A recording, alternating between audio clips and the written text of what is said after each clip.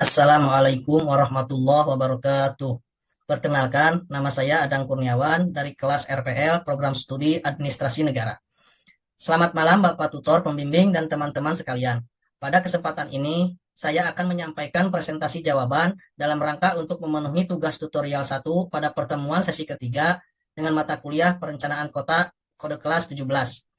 Bismillahirrahmanirrahim. Puji syukur kita panjatkan kepada Allah Subhanahu wa Ta'ala karena atas rahmatnya pada malam ini saya akan menyampaikan presentasi jawaban dari tugas tutorial 1 mata kuliah Perencanaan Kota.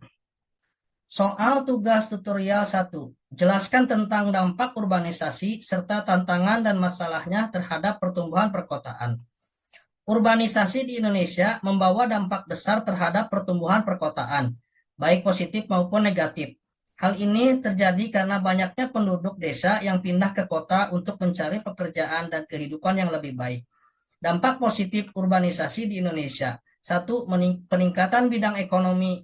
Kota menjadi pusat industri dan perdagangan, menciptakan lapangan kerja baru, serta meningkatkan produktivitas.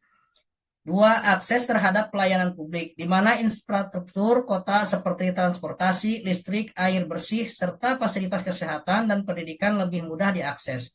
Yang ketiga, diversifikasi sosial dan budaya. Kota menjadi tempat bertemunya berbagai kelompok etnis, budaya, serta memicu pertukaran ide serta inovasi sosial. Dampak negatif yang ditimbulkan dari urbanisasi. 1. Kepadatan penduduk dan pemukiman yang kumuh. Urbanisasi menyebabkan kepadatan penduduk yang tinggi sehingga ruang hunian menjadi terbatas. Harga properti naik dan banyak pendatang terpaksa tinggal di pemukiman yang kumuh dengan fasilitas terbatas. Kedua, kemacetan lalu lintas. Pertumbuhan penduduk yang baik tidak diimbangi dengan pengembangan infrastruktur transportasi menyebabkan kemacetan parah yang mengurangi produktivitas dan kualitas hidup. Ketiga, pengangguran dan kemiskinan. Banyak migran yang tidak memiliki keterampilan memadai sehingga sulit mendapatkan pekerjaan layak, meningkatkan angka pengangguran dan kemiskinan di perkotaan. Yang keempat, masalah lingkungan. Urbanisasi menyebabkan polusi udara, air, dan tanah serta berkurangnya ruang terbuka hijau akibat konversi lahan hijau menjadi kawasan pemukiman dan industri. 5. Kesenjangan sosial. Ketimpangan ekonomi semakin nyata dengan munculnya kawasan kumuh dan perbedaan akses terhadap fasilitas kota. Yang keenam, peningkatan kriminalitas. Kesenjangan sosial dan kemiskinan dapat memicu meningkatnya angka kriminalitas di kota.